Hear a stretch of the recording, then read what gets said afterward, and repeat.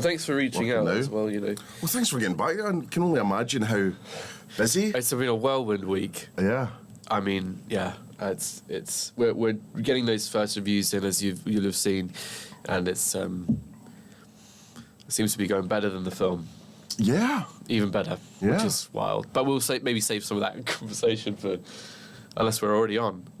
We're started, but right. what I'll do is I'll do a very, very quick cheesy intro, and then we can start and then go into it. So it gives me the most kitchen nightmares pleasure ever to introduce my next guest, who is James A. Cummings, writer of Boiling Point. Hello. Hello. I'm very excited to be on. Thanks for coming. As I say, I've picked the worst week for you because... It's so wild. It's so busy. We've just... The show's about to come out. I just had another film come out on Netflix, Accused, which is getting lots of traction. I saw that. Yeah, and so... Things often are really spread out, but for some reason it's all coming at one time. Like buses. Well, I think the annoying thing is someone who will remain nameless posted on Twitter a big sort of spoiler for The Accused. Oh, yeah. And I was like, oh, come on. I can imagine exactly the one. People are very upset about a particular thing in it. It's a bit polarising in some ways, but it's been the number one on Netflix for the past few days. I wrote it with a guy I went to school with, Barnaby Bolton, who I went to uni with, and he's part of our team. And it's been a good process. Yeah. Nice. We're very excited. Well, we can talk about that too, because that's a 2-for-1 interview. 2 for 1, yeah. You got me in here, so you might as well. Good value. And as I said, it was my birthday today, so... Happy birthday. Thank you. And it's so...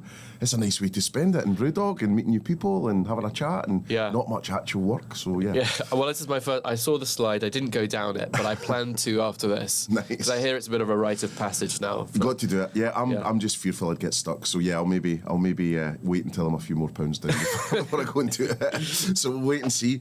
Right, so I guess it'd be good to start at the start a little bit. Yeah. You're still frightfully young for doing all this stuff. So how did you get into all this? How did you get into screenwriting? Because I'm always like, when you're a kid and you said something like, I want to be a writer, and people are like, yeah, right, no chance, get a real job kind of thing. Yeah. And you've done it. So, it's really weird. And it's very surreal. I've really loved filmmaking in all aspects, really, since being a child. And I think my very first... I went to acting classes and stuff, and I thought maybe I want to be an actor. But the more I got to hold cameras and stuff and got my own camera when I was in my teens, that was the start of me starting to make stuff. And at school, we used to do have assemblies, and sometimes your form group or your class would have to do one of those assemblies. And I very often take that as a chance to go and make a film that everyone would have to watch, because they're going to sit there for 10 minutes, so they're going to watch one of my films. So that was it was a thing that I would do when I was at school. But when I was kind of choosing my subjects and everything, I thought the film industry feels like a pipe dream, and it felt like very unattainable. I don't know anyone, or at the time didn't know anyone who worked in it. And so my A-levels reflected the fact that I was going to go and do something engineering based, and so I did physics, maths, computing, and then English literature was the one which I just kept on to do. I actually thought so my pipe dream remedy was that I wanted to be an Imagineer for Disney. I wanted to build the robots in the parks. Nice. So that's why I chose those subjects, and then I completely failed physics. And I just thought, oh no, this is going to be harder than I thought. And at the same time, I was doing more of these films and more of that stuff with my friends, and in the same year group as me, as I mentioned before, Barnaby Bolton, who is a great friend of mine, and we went to the same school, went to the same university, and is now part of the team. So the origins really did start there at school, and I did a gap year. I didn't know what I should do at university. My grades weren't brilliant. They were okay, but I was not going to get into places where I could step up to be a robotics engineer. Unfortunately, even though I still love that stuff. And so I thought, well, I'm not going to apply. I don't really know what to do. And I also don't know how to get into the film industry, so I'll try. And I did the job centre thing, and they were very unsupportive and didn't know what to do at all with me. No. And so you look for anything that's around the local area. I live in Bracknell, and aside from doing a run at Lapland UK as an elf, I then worked at Waitrose, and that's where I started, doing hospitality. Yeah. And I did that for my gap year, and then in the midst of that, thought I need to go and be with people that are making films if I want to do this, because applying to places like Pinewood, even to be a sweeper, just wasn't working. The jobs just weren't available. So and I just had no idea that you could get an agent to be a runner or anything like that.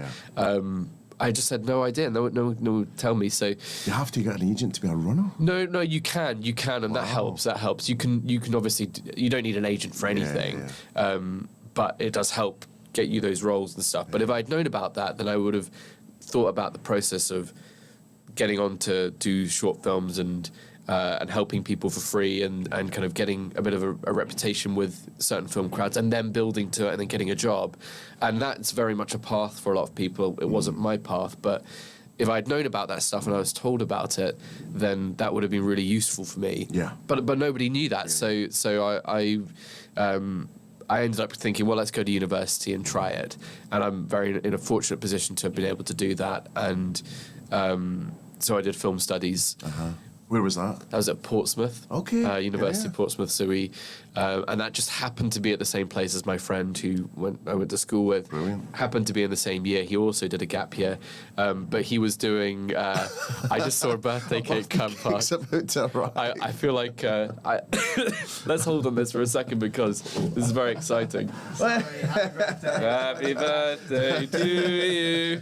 Happy birthday to you. I'm just thinking about the smoke and the. Oh goodness. It normally happens in here. Okay, we're all right. Thanks so much. It starts going off. Yeah, this is exciting. Sorry to crash. Happy birthday. Hang on. It's a video.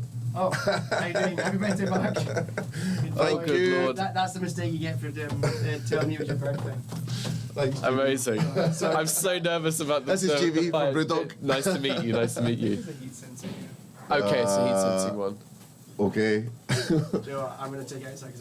Oh gosh. Thanks. That's really exciting, though. Didn't blow it out, so you haven't made a wish. I know. Well, that's it for the year. Well, there was those apps you used to get. There was a lighter in the can of beer. Remember, you could do that. Oh my gosh. I never had an iPod Touch, and everyone at school had those. And I saw those videos on YouTube where they're doing it. And I always thought, that looks amazing. And recently, actually during the premiere of the short film Boiling Point, I was with someone, I'm reminiscing, and I thought, I have an iPhone now, I can do this. And we got it, and it looked like the most virus-riddled thing ever. That's horrendous. But we did it. I was like, great, I deleted it. I was like, okay, I experienced it now. And also, like, you're putting your phone up to your mouth, like, germs on your phone. Yeah. Give me more of those germs. I need to train my immune system. So that's JB. He's like the MD of Brewdog. Like, Right. Oh, amazing. Worldwide. Yeah. Really? Aye. Oh, wow. That's what an honour. He's a top man. Yeah. Oh, it's so kind of him. But happy birthday. I've never had a sparkler in a cake before. Never. Can you blow a sparkler out? No, that's what I was thinking. I probably couldn't have. Yeah. And also, it really stinks in here. Of, It really sulphur, stinks of. sort of He has whatever it is. cursed us for the rest of the interview. I'm so panicked about It's gonna smoke go alarms. off. It's going to go off. Anyway. I think maybe we're safe. So you were Portsmouth Uni. Portsmouth Uni, and it did film studies, which is a bit like English literature, and so it's more analytical. We weren't really making stuff. We made a couple of films, but the cake is returning, cake is coming back. and no smoke this time. Yeah. Hello. Oh, wow. Oh, brilliant. We feel better. Lovely to meet you. So good to meet you. Don't tell me it's your birthday next time. Okay. It's the same time next year. Is that ice cream? Yeah. You're gonna have to start eating that. We can split it. Oh yeah. Banana split. That was so nice of aye, so and then so when you were studying there, I mean, what types of classes were there?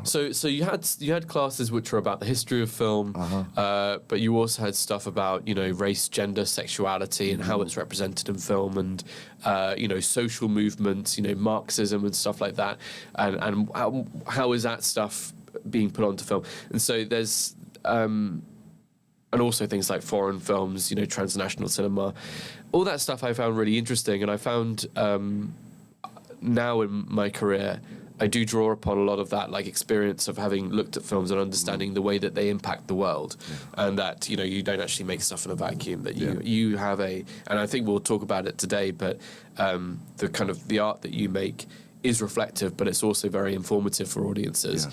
So I've carried that with me, and how to represent people of different backgrounds. So that stuff has come really interesting. Was really interesting to me, and I really enjoyed actually writing those essays, and I was quite good at them as well. I was the top of my class, actually. Oh, hello. I really, so I excelled at uni, but I wasn't doing the production stuff, and I really wanted to. And my friend, who comes back now, he did the production course, so he was doing the physical stuff. And for his third year film, he wanted to have someone to write with on it, and he knew that I did this course, which was quite theoretical, but maybe assumed I did more screenwriting than I actually did. I didn't tell him that. No. Well, yeah, no. No, well, yeah, but since then, and he's so we wrote this short film that he made into his third year thing, and we filmed that in Sofia in Bulgaria. For the main reason that it was cheaper. They'd managed to get a contact with the New Boyana Film Studios, which is where lots of Hollywood stuff is done, and they got a really good deal with it, great catering deal and big equipment and some local hands and stuff. And so we made this short film for their final year project there, and it's there that I met Phil Barantini, who at the time was an actor, and only an actor. Well, sorry, not just an actor. I mean, he was also a chef, as we will talk. Yes, and I think that was an interesting meet for me.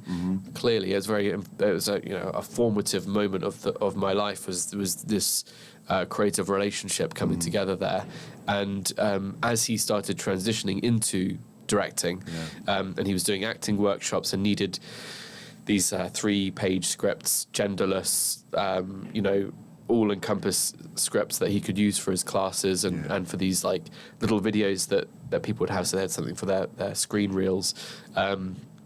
We developed a good working relationship on that, and a shorthand on we need to do a sad script this week. Okay, I'll write a sad script, 3 pages, and then like 2 characters, or sometimes 1 if it was required, or on this week it needs to be happy or something, or just a conversation. So we ended up having a shorthand there, and then following that, he did a short film called Seconds Out, written by Robbie O'Neill. That was a relationship that he'd had, even before me. And then when it came time to do the short film, and from the rest is history, he asked me to write Boiling Point, the short. So that's kind of the history, really. Well, just in terms of writing partners, I've been listening to quite a few podcasts lately, and it's been like, Jesse doing Succession, and Sam as well, from Peep Show days, and all that. And it's like the most personal relationship, maybe even more than a romantic partner. So how do you know that you've got the right? Have you kissed a few frogs over the years, or how does that work? Or did you get lucky? Or? I think I've been very lucky with the people that I've worked with, but also I think there are ways when you're starting out a writing partnership of testing the water. Before I did that third year film with my friend Barnaby, we actually wrote another short which didn't get made beforehand, and that was almost like a test for the two of us. And we had such a great time, and that let us know that actually we would work well together. And then with Phil, because of these workshops that he had done, we knew that we were going to work well and have a good shorthand. So when it came to do the feature, we were very trusting of each other and respectful of the input that we both had. And since then, I've co-written with a number of other people, but I have been very lucky. And I think that first process of screening it just a little is really... It's kind of good that you got to sort of do it as worked examples rather than theoretical.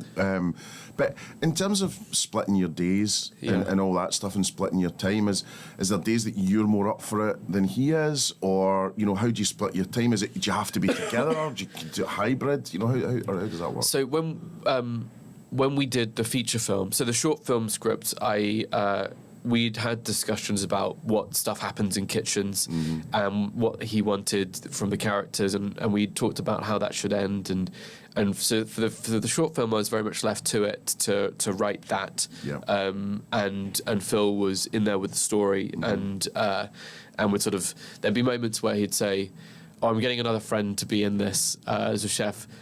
Find them a role," and so I'm okay, fine, I'll try and slip them in. So for that one, it was collaborative at the start, but the actual writing was more done by myself for the short film. But for the feature, we sat on Skype in 2019 over the course of about 6 weeks, and day in, clocked in, and wrote and did it. So we treated it very much like that. We were being paid for it, not a massive amount on the scale of that kind of a film, but we treated it like that. There were some days where Phil had to go, and he was an agency chef still at the time.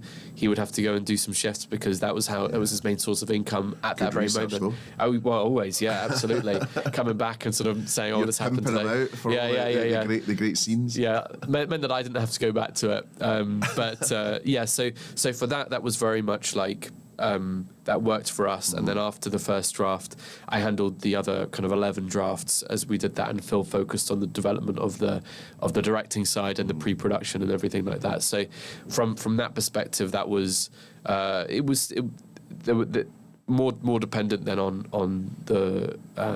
what I was doing in those days, and especially when you start out, I think if people are expecting you to do the work and there's a deadline, it does light a fire under you. Yeah. And as you say, you made a really good point, which is having an active outlet for example, those workshop scripts.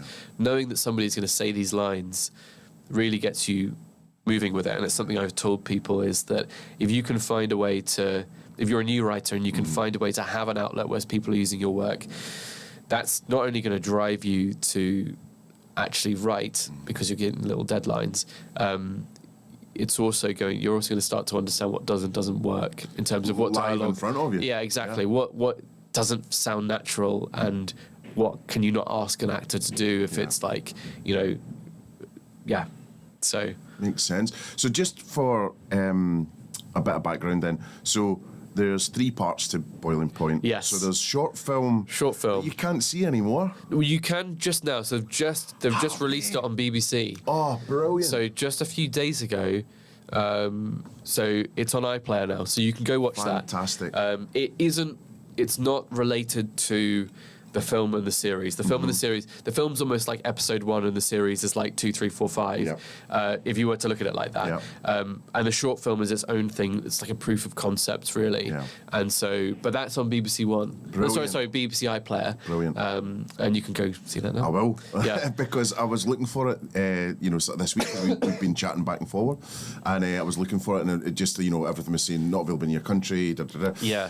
So I was so you've got the short then film. You've got feature that obviously everyone's seen, and then we've got the TV series starting Sunday 1st of October, 9 p.m. BBC One. Yeah, you got it. BBC One. BBC One. Holy crap! I mean, that's the best slot, really. Sunday 9 p.m. It's Happy Valley slot, isn't it? Yeah. I mean, thank goodness we were able to get in there. The BBC they're really proud of it, as am I, and they think that when you hear about the marketing people even speaking and saying that it's not usually as good as this, you can see that like they're really pushing for it. Yeah. They're very proud of it. So I'm so excited. Yeah. Wasn't enthralled until we had the concept and the idea to expand, and for me, because I'd done front of house stuff, that I thought, we could get into that as well. So you were front of house Waitrose restaurant. So I did the front of house that was for 8 months, and then I've done retail since then, and I worked at Legoland and stuff like that. So a lot of customer facing stuff, but that was the one where we were dealing with food and coffees and tables, and it wasn't fine dining by any means, but it also wasn't a classic cafe. So lots of front of house, so difficult customers, general public. That was really interesting to me. I thought, okay, we can do some more of that. We can get more into the Andy character. We can get into the the different dynamics of the kitchen. And then the one shot felt like a really interesting challenge because it's essentially one long scene. So how do you do that, and how do you layer that? So it went very well, as you say. And then we went to the BAFTAs, which was incredible and very, very weird, surreal. It was like going to Madame Tussauds at times. You're like, yeah, the Pope was there. Elvis was there as well. Of course, yeah. So Austin might have been there. Was Austin Butler there? Maybe. Yeah. Taylor Swift. Yeah. Absolutely. Well, I did see Lady Gaga. Did you? Yeah. That's a moment. That was kind of a royalty moment. You sort of think, doth my eyes deceiveth me? So you're totally right. It was very daunting, and they said maybe we should have a look at doing a TV series, and this was around the time that we were releasing in like the autumn of 2021, and it had done well at Carlo Vivari, which is where we premiered the film, and they said, Bart and the group said, let's just have some ideas about whether we'd do a TV series, and I said, okay, I'll have a think. And so the first pitch documents I put together actually had ideas of one shots for every episode, and we looked at that, and it's something that ultimately was decided against by the team. I think it very much could have worked. Some have said, but if they're traveling home, is that not going to be is that not going to fill the episode? How can you do that? But that's just a challenge, that's not something that you could have the drama happen on the way home, and then conclude at home. So that's not actually a challenge. That's not actually a limitation. It is a challenge. But in the end, it was decided we shouldn't do that, and so we kind of came up with an idea of changing the restaurant, following the Carly character, and then also having a look at what it's like to recover for Andy. So that was kind of how we pitched it. I have to say that, in terms of Andy and his story, me and Stephen Graham both agreed. We thought the character was dead. We wanted him dead, and that wasn't something that that the series could have been sold on. And so we had a look at ideas about how to have him back without like stretching out the story of what he goes through in the kitchen. And that's why we look at the kind of story of recovery. When something like this happens, when your film is suddenly picked up and everyone speaks about it, my dad saw somebody watching it on the train over their shoulder, and I thought that's just so bizarre that you saw that in the wild. And there's kind of a momentum of it, and we, after going to the BAFTAs, we were already in talks with the BBC about doing a series and being commissioned for it. And I was filming Accused at the time, and very much as soon as that was done, I was writing the episode, and that was by spring. The first episode was written, and then a couple months later the BBC said, let's go with it. So those conversations were all happening around there, and you just kind of, you follow the momentum of it. I was a little apprehensive at first, but I was also very keen to keep the momentum going. And as soon as you get certain ideas in your mind about, we could look at this, or we could represent that, or you have an idea for a scene, you think, let's do it. It must have been like quite family-esque as well, like getting the gang back together, and that must have been sweet. It's like a reunion. Yeah. I think of them. I really.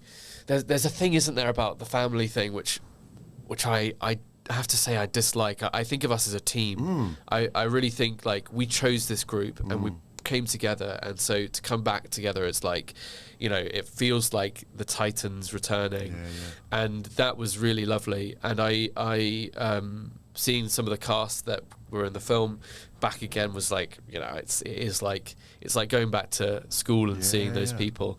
That was it. In the end, it was a very tough shoot, but I'm very glad we did it. Well, I mean, it's got to be, hasn't it, with the subject matter and all that. And in terms of the casting of everyone,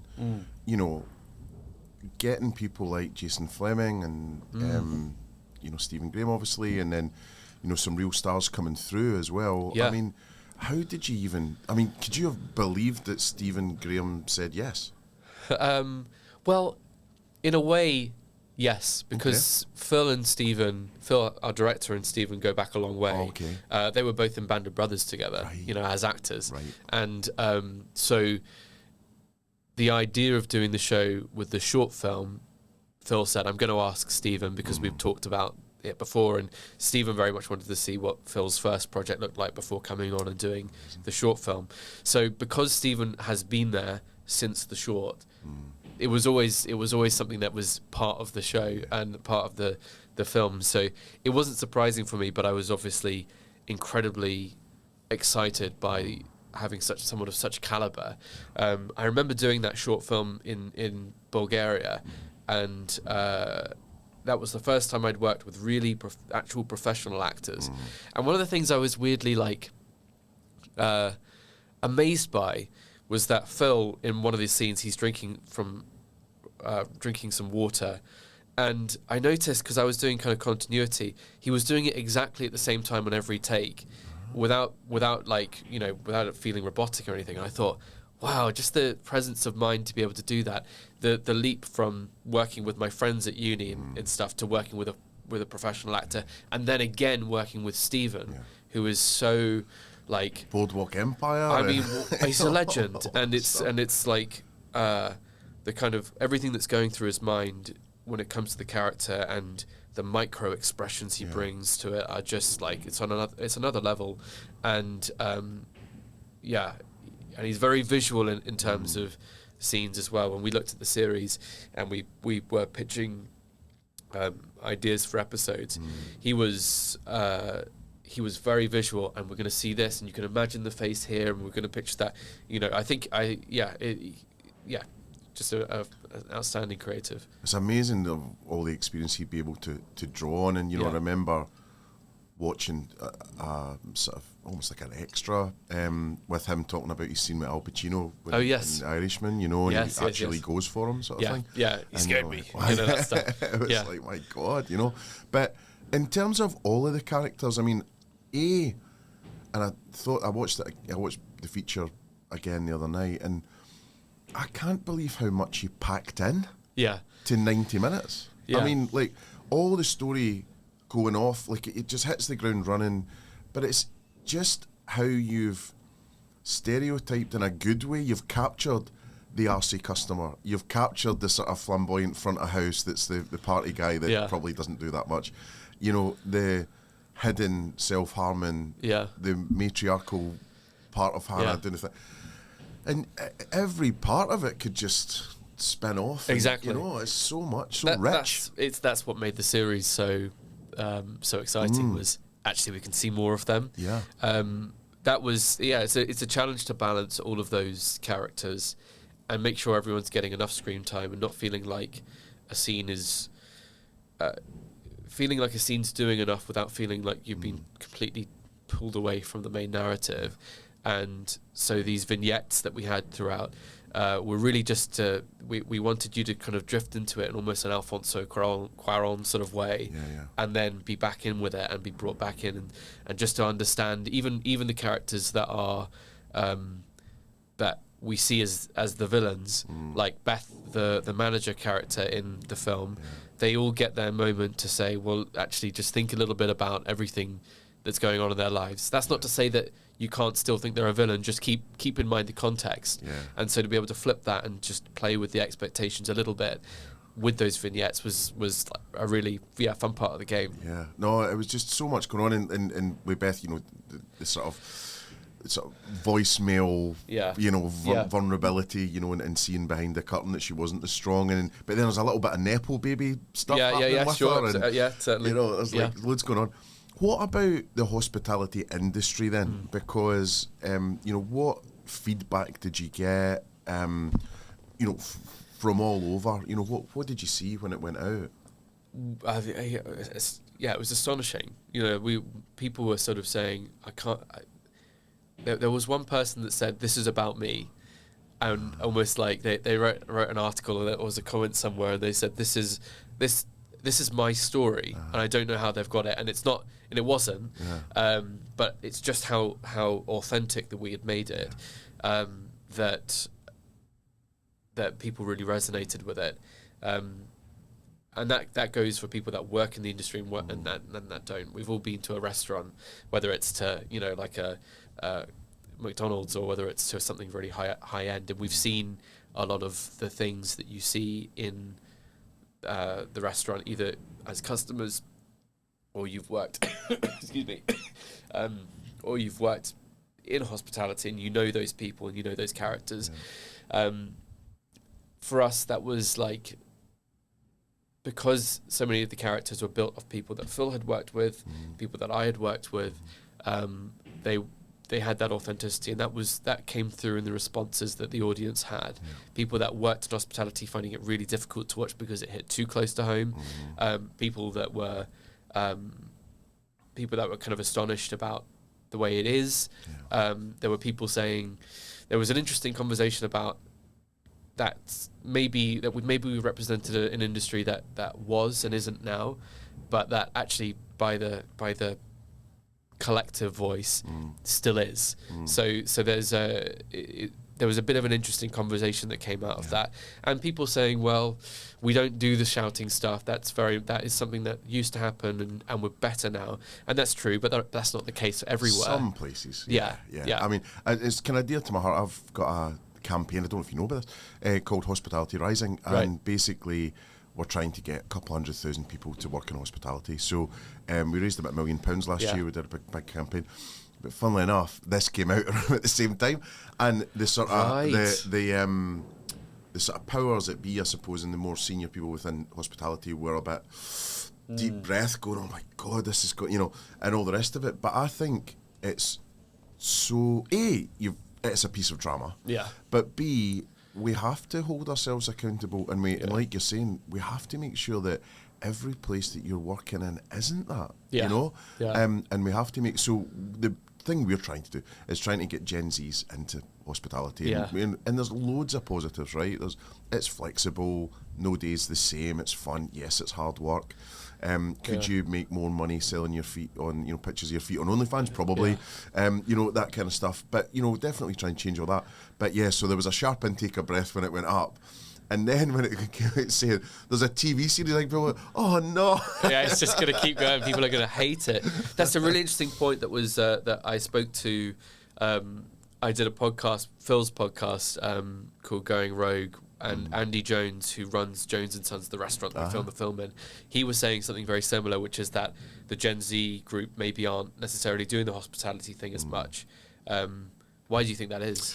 I think there's a thing called deal flow that people talk about where, there's options, right? I mean, you could flip things on eBay and make, there are easier ways to make 20, 30, 40 grand a year. Probably. But I think what hospitality is for is people that like helping other people and are social animals and all the rest of it. The challenge we're going to have with younger generations, it's not to sound old or anything, is that social real life thing isn't as much part of it as, COVID hasn't helped as well. We've got all these kids that have had 2 years taken from them.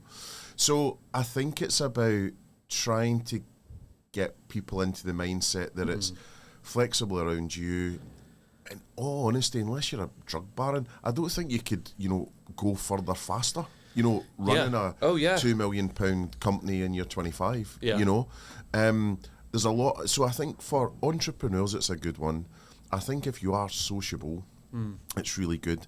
And also, if you just don't want to be in that 9 to 5 office thing, then it's a great thing. Also, cultures are changing, right? So in terms of people don't drink as much anymore, the younger generations, and hospitality, a lot of it, and as is in Boiling Point, revolves around, that adrenaline, then that release after shift where it would be drinks and a lock-in and a thing, and then that doesn't really go anymore. Or if you were rewarding someone, you give them a bottle of champagne. So there's all that sort of stuff as well. But I think if we can just sort of move with the times and make it relevant and actually talk to Gen Z and say, this is, whatever it is you want to be, whether you want to be a barrister or you want to be a doctor or a lawyer or YouTuber or whatever it is, Yeah.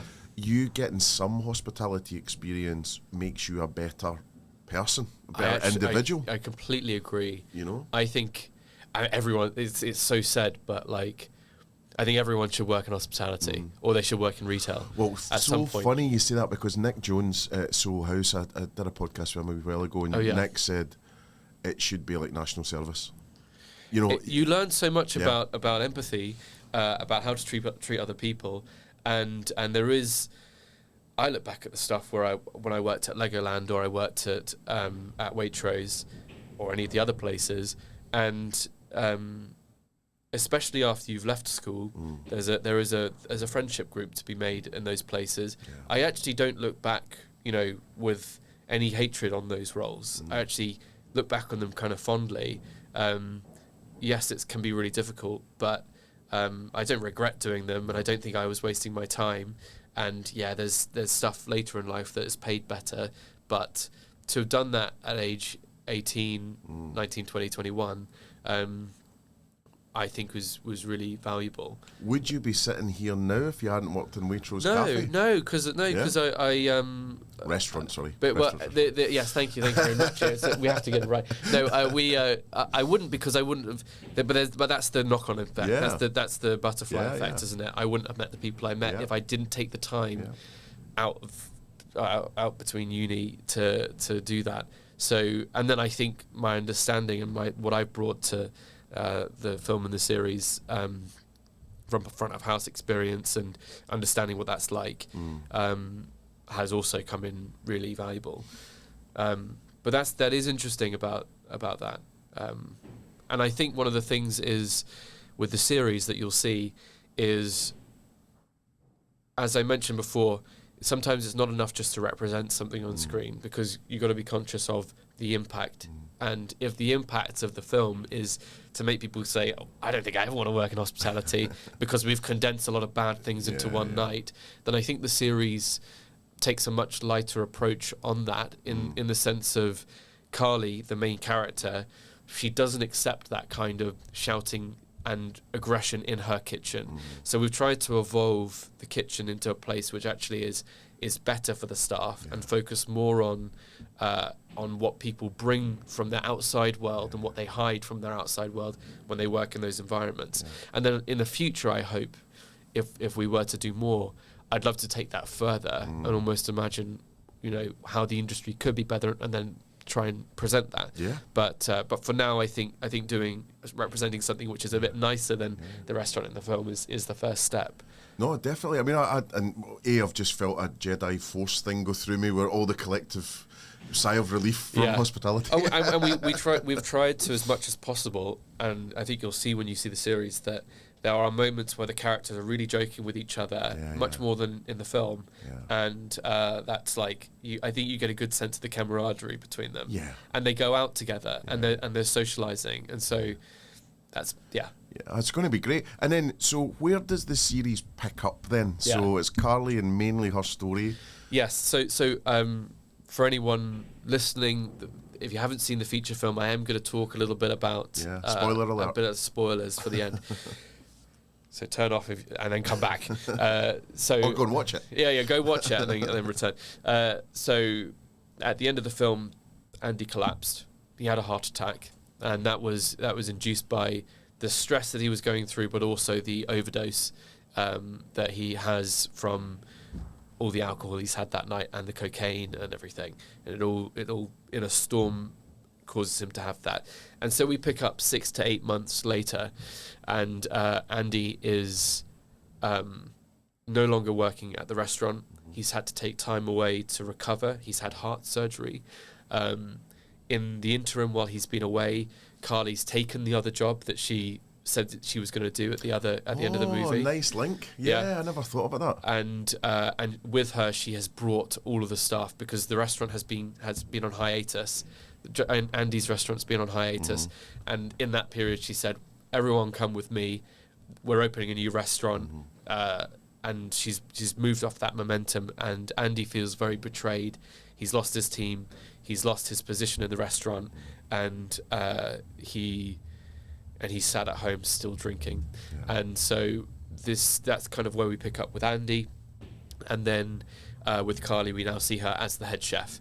So it's now her time, and she's running the kitchen how she is going to run it, and it's not going to be the Andy's thing. But she discovers that just being a nicer person isn't going to solve all the problems, because the industry is so tough, whether it's margins or whether it's staffing, and the lack of and reviews and all that. So that's where we pick up, and many of the cast from the feature, there are some characters that aren't there, but canonically in my mind are away and may return.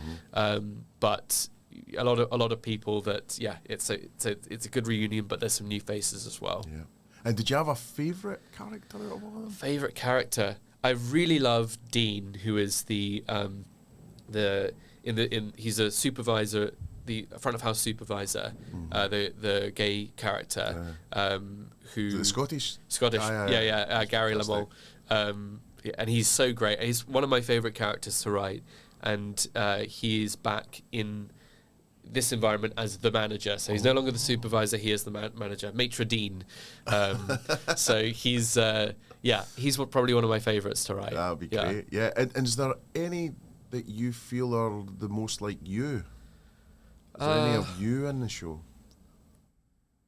I think I try to pepper not my weird sense of humour, but like my kind of outlook on the world throughout, and that doesn't always make it in. Because but I think I like it when characters kind of are a bit silly with each other, and I try to bring that in places, but any one character, possibly not. Actually, I wouldn't say there's a James in the front of house, but there's a James in all of them. It just as there's a Phil in all of them, and just as just as the cast has brought along a lot of their own experiences to those characters. So it's a real mix. And then what about some of the things you maybe need to take some advice on? So the storyline about the food allergy, and obviously prevalent, with some of the brands out there, that went to court and had to settle, and then government things coming in. And did you have to take advice in some of the areas from hospitality, or did you have the knowledge yourselves? We had a lot of the knowledge in terms of how chefs deal with it, from Phil's experience working as a head chef and in those restaurants, and we did a lot of reading about it. As you mentioned, there are some pretty high-profile cases where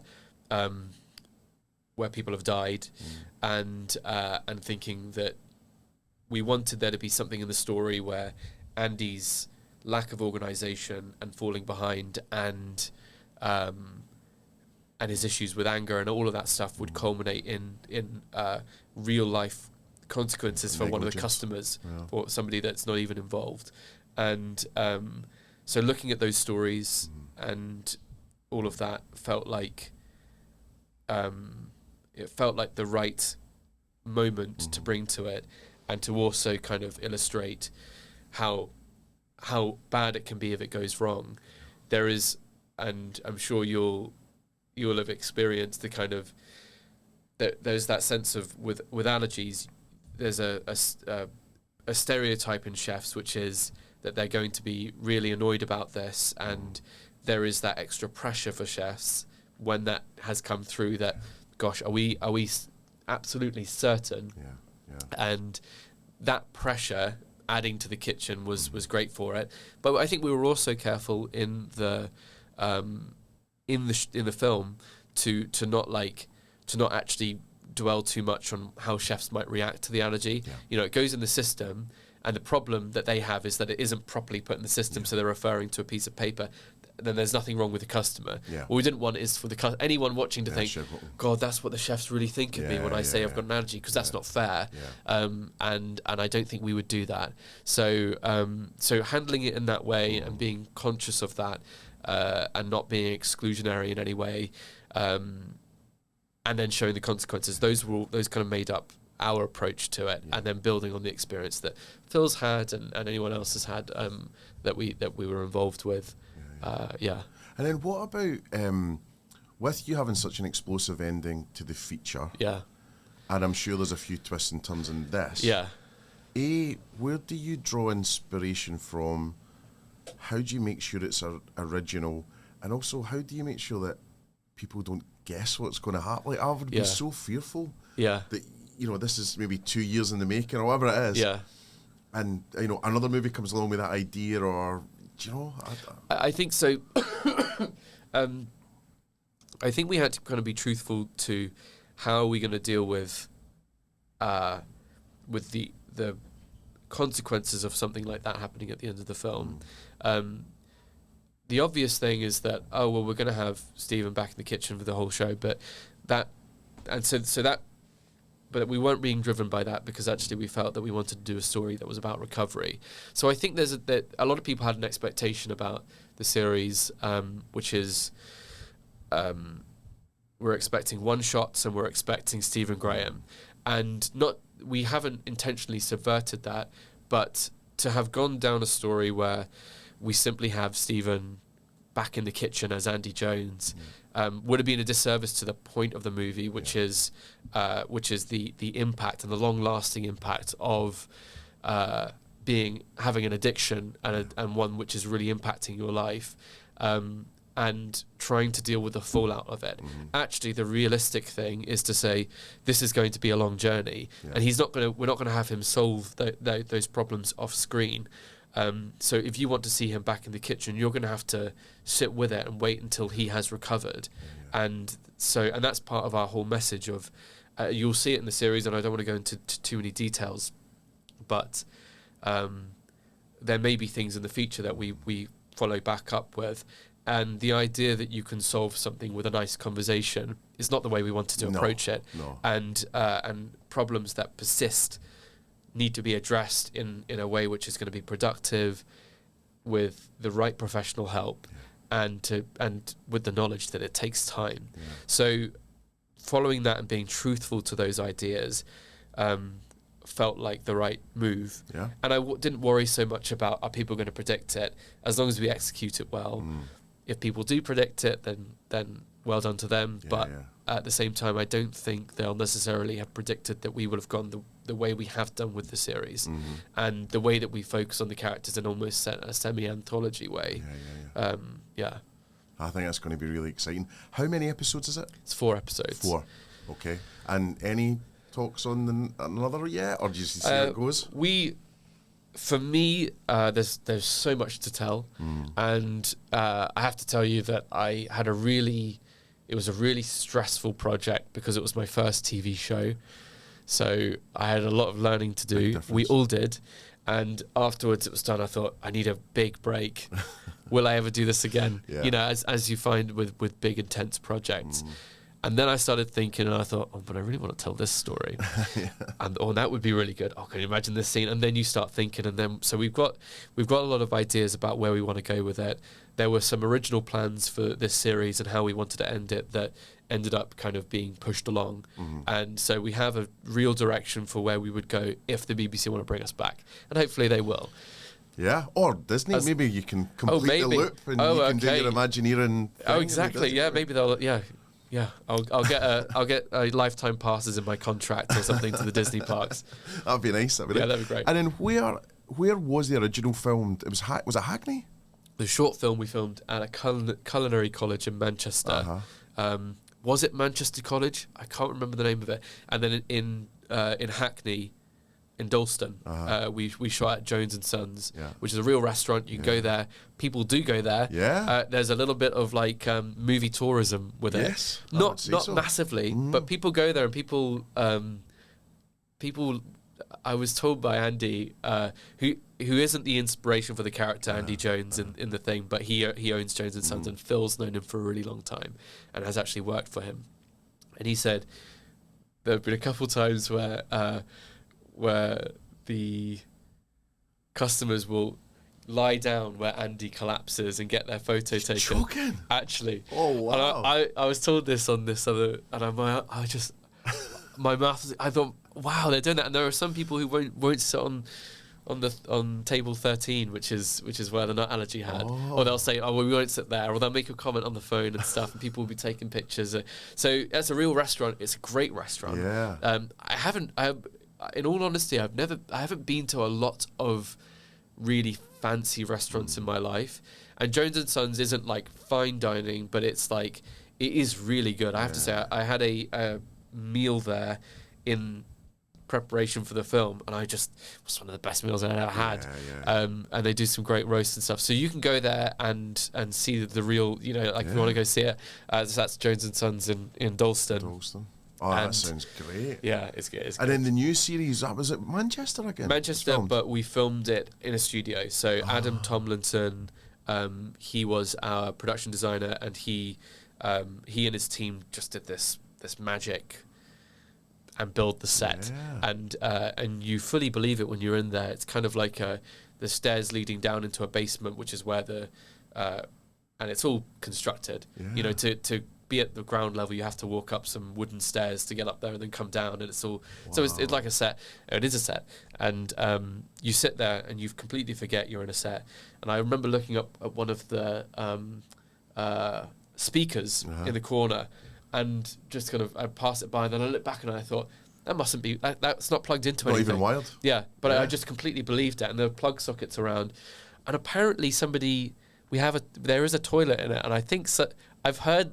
I don't know if this is a rumour, but apparently somebody used it. It's a proper toilet, so it had to be cleaned out because somebody thought it was real. It's just that believable, entering that world. And so that gave us a bit more control over the lighting and stuff, and I think it looks so good.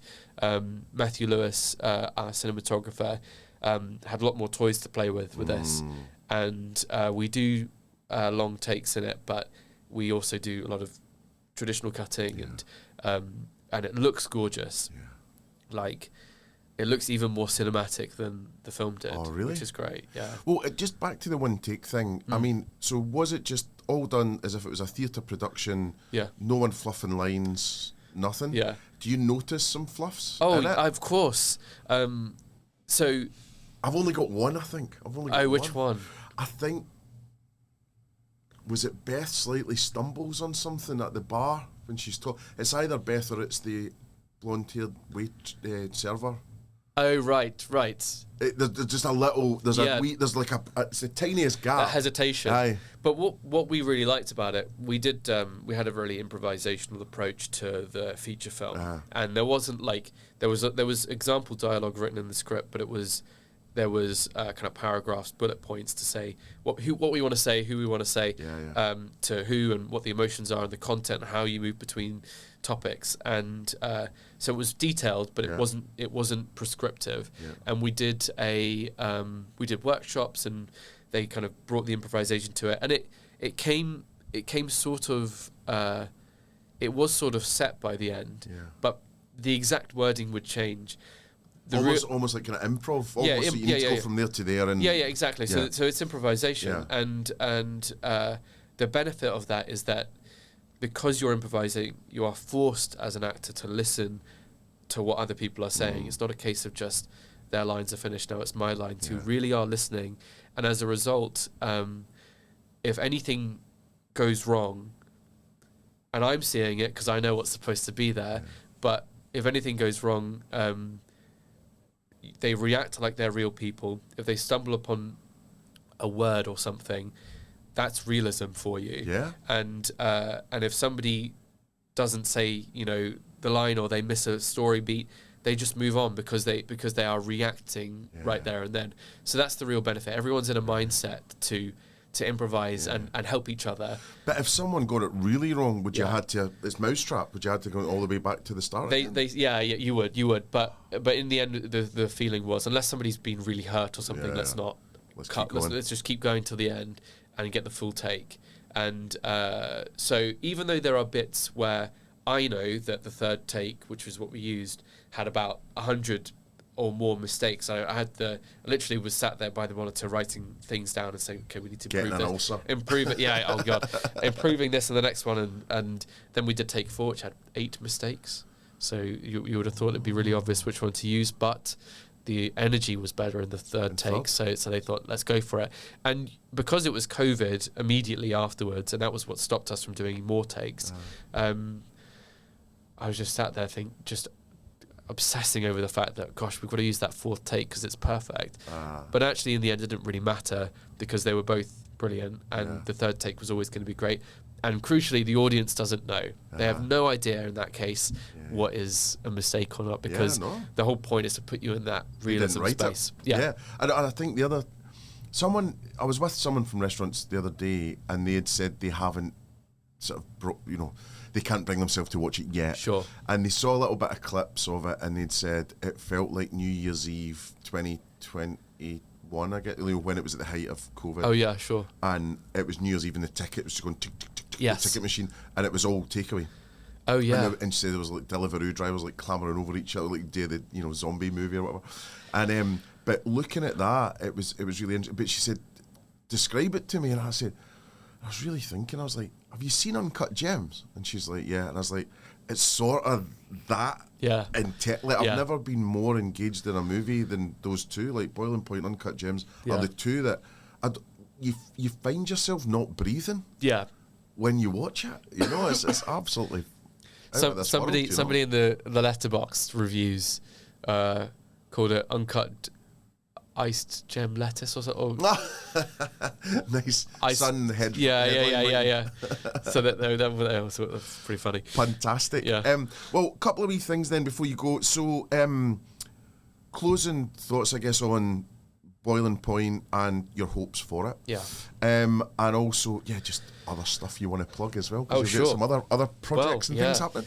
So my hope is that we're dealing with some really, really heavy stuff in the series. In some places, even more heavy than what we dealt with in the film. And my hope is that we got it right. And we worked with, psychologists and psychiatrists on a particular episode, which was really important. We look at invisible disability in the stuff, which is very personal to me. And Was a it lot like of people neurodivergence? So less on that front, even though I'm sure that there are characters that you might read that into, but that's not the focus. That's not in any way the focus of the series. Being things like, in my case, rheumatoid arthritis. Sure. But in the show, and we look at Crohn's and how that impacts you working in those environments, and wanting to really make sure that the experience of having an invisible disability is truthful, and wanting to get that right, wanting to get the representations of the cost of living and everything, and just hoping that everyone feels like we've done something relatable and truthful. And if we've done that, I know the acting is superb. It looks amazing. It sounds great. James Drake and his team, Jules did. They did an amazing job in it. And Aaron and David did the music as they did for our other projects, and it's so good. I'm so proud of it, and I hope that people really take it on and really enjoy it. I think it's better than the movie, and I'm just really proud. I'm buzzing about it, and I can't believe we did that. So that's my hopes for it. Yeah. Coming up, I feel like I'm doing the eye dance between it. So at the moment on Netflix, you can find a film called Accused. It's also directed by Philip Barantini. It's written by me and Barnaby Bolton. Stars Chinil Kular, who you'll recognise from Sex Education. And Lauren Ajufo, who was Andrea in Boiling Point. She's in it. Some really great faces in there. Robbie O'Neill, who was in the short film Boiling Point, is in the feature film. He's in it. So and Matt Lewis, our cinematographer, is back for it. Alex Fountain, our editor, is back for it. It's a really tense one. Some people are not going to love all of it because it's very intense and quite scary. But that's on Netflix. It's number one on Netflix at the moment. Is it? Yeah, it's been for the past few days. So that's been good. Other than that, there's a few projects that I'm writing that I hope see the light of day. There's one about Antarctica. Can't really say much about it.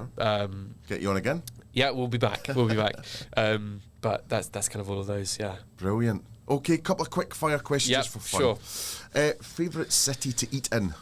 I really do enjoy. I really enjoy when I'm abroad, actually trying to find places that aren't tourist traps. I'm not always very successful. Last year I went to Budapest, and we did go to some places where no English was spoken, and we felt like we were getting the good stuff, and it was like authentic, great. Actually, being in Sofia, that was I had one of my best meals ever. It was in this monastery type place in the city, and it was very good. It was very like brothy, and it was really good. Was it kind of dumpling-y or something? I couldn't even tell you what I ate. it's like I just know that it pierogi was type or amazing. something, Yeah, I think it was, but it was very Eastern European type stuff, and I really like that kind of cuisine. So Yeah. maybe Sofia. Let's say Sofia. Nice. Favourite hotel?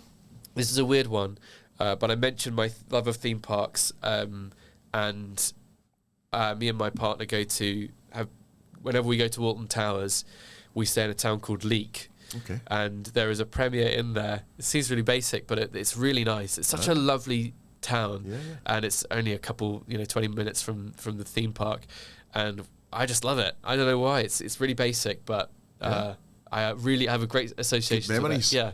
No Lenny Henry? No Lenny Henry. I'm always expecting him to be in there, but no, not quite. Well, Premier Inn are going to be really chuffed with that. Yeah, hopefully so. Whitbread will be very pleased. Yeah, well, they need the help. They certainly do. And coffee shop, I don't actually drink coffee, so I'm not always compelled to go to a coffee shop. I thought you'd have been musing over a laptop with a steaming no. something. If I'm doing an all-nighter, I'll get I'll have an energy drink or something, but I don't tend to have caffeine. Okay. Never got into it. Yeah, well, that's a good thing. Yeah, maybe because it's hard to come off of. So it's quite hard to say. Although there's a local place in Reading called Decaf that I like to go to every now and then and get a bacon. Oh no, like a sausage sandwich or something. Yeah. Well, you were sausage rolling early. Well, yeah. Doors this morning, So everything's sausage on the mind. Yeah. You could be Scottish. Maybe you're secretly. My dad's Scottish. Oh, there you go. Yeah, That's why you're having East a sausage roll Kilbride. Is it? Yeah. Where are you from? Corinne, Ayrshire. Okay. So okay. not too far. East Yeah, Kilbride's yeah. 25 minutes. Yeah, right. Yeah. But it's always the sort of Milton Keynes of the north, isn't it? With all the roundabouts and all that. yeah. But yeah, city of dreams.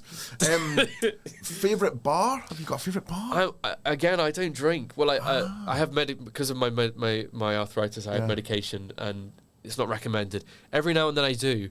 If I'm going to a award show or something, I'll have some of the free stuff. Yeah, with a Gaga. Yeah. Exactly. when by Gaga, yeah. Okay. And then I know you said about your restaurant, out in Sofia. Is there any other restaurants? So So there's I've recently been thinking a lot about a restaurant in Reading called Beer House, which is a German cuisine, and the portions are great. I'm one of these people that obsesses over portion sizes. I want a big portion. Yep. And it's not. It's not like Wetherspoon's cheap or whatever, but the portions are big, and I like that, and I like that kind of food. But I'd say my favourite restaurant is also in Reading. It's called Kung Fu Kitchen, and it's a Chinese restaurant, and it's run by a family, and it has this almost chaotic energy to it. And me and my partner love it. We go there. We take away the food as well sometimes because it's really good food. But you go in there for the kind of a shouting across the restaurant and the kind of the chaos and high energy of it. It's really good. And they do a salt and pepper tofu that I just dream about. Oof. I love it. And what kind of tofu is it? It's not silken, is it? Is it more? Oh, I'm really bad at this. Is it? But it's textured. It's like it's not like the soft stuff that looks like cottage cheese. It's the no. It's like more. It's almost like calamari or yes, or like halloumi or something. Almost kind of seitan-y or something like that. Yeah. And it's good. It's got a bit of a It's nice. Fried. Yeah, it's really good. So that's a real gem in Reading. Good chef. We'll stick that in the notes as well so people can see it. Well, listen, I'll let you go.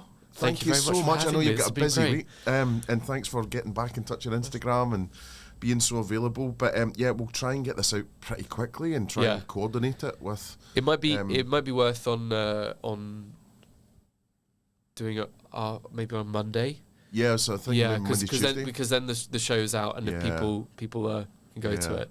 Well, usually I go sort of Tuesday, Wednesday anyway. So I can maybe do it that way. Well, it might be worth saying actually, because, and I just mentioned this, so the short you can find on iPlayer now. The film is going to be shown on Film 4 on Saturday at 9 p.m, this Saturday 30th. It will have adverts in it, so you'll break up the one shot. So if you want to see that, we do have a Blu-ray out, and you can rent it online and everything. Yeah. And then, of course, BBC One, Sunday, 9 p.m, from the 1st of October until it's done. Nervous? And all out on iPlayer on the same day as well. And who are you going to be watching it with? I don't know. I might watch it with... I think my parents want to watch one at a time. I don't think they want to binge it, because it all comes out on iPlayer on the Sunday. That's on a Yeah. Oof. But so they might want to watch it live. Right. So I might watch it with them live. Yeah. Well, I wish you the best of luck. Thank you so much. Thank you for writing such a fabulous short and feature, and obviously TV when it comes. When Thank we see you so it. much. But Yeah, it's been a I'm pleasure. so pleased for you. I mean, everything at the moment, you're living the life. It's a whirlwind. It's been brilliant. Thank you so much. Thank you.